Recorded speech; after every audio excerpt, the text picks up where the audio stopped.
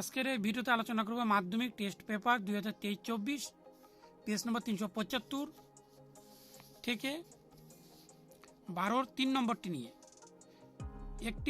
এখানে হচ্ছে লম্ব বৃত্তাকার শঙ্কু আকৃতির একটি তাঁবুতে 11 জন লোক থাকতে পারে। প্রত্যেক লোকের জন্য ভূমিতে 4 বর্গমিটার জায়গা লাগে এবং 20 ঘনমিটার বাতাসের প্রয়োজন। ঠিক এই 11 জন লোকের জন্য নির্মিত তাঁবুর উচ্চতা কত হবে, অর্থাৎ উচ্চতা নির্ণয় করো। এখানে ব্যাসার্ধ ধরা হয়েছে আর, উচ্চতা হচ্ছে এইচ, আর একজন লোকের জন্য ভূমিতে জায়গা লাগেছে 4 বর্গমিটার।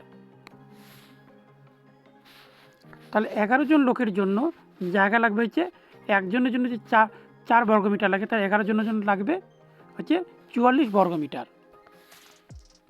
তাহলে ভূমির ক্ষেত্রফল এখানে হচ্ছে 44 বর্গমিটার। এখানে সূত্র অনুসারে হচ্ছে পাই আর স্কোয়ার 44।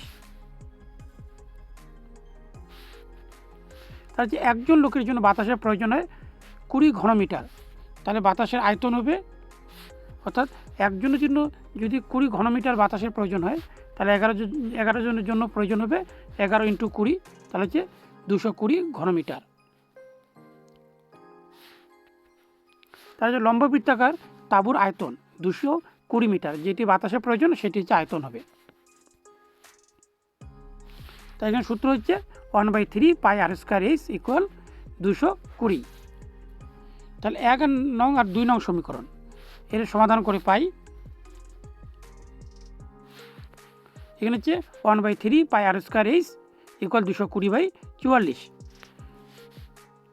এখানে হচ্ছে পাই আর স্কোয়ার কেটে দিলাম, তাহলে থাকলো 1/3।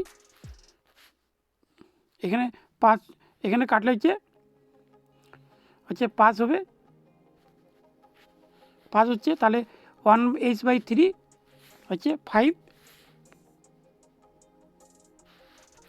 তাহলে এই 5 দিয়ে ইন্টু করলে 15।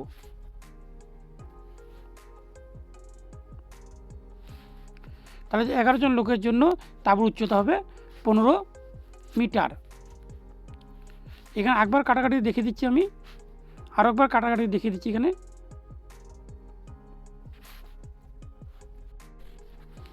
এখানে হচ্ছে পাই আর পাই কেটে দিলাম, আর স্কোয়ার কেটে দিলাম।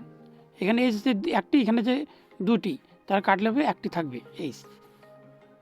আর জন্য আসে এখানে h/3 ইকুয়াল, আর এখানে হচ্ছে 5।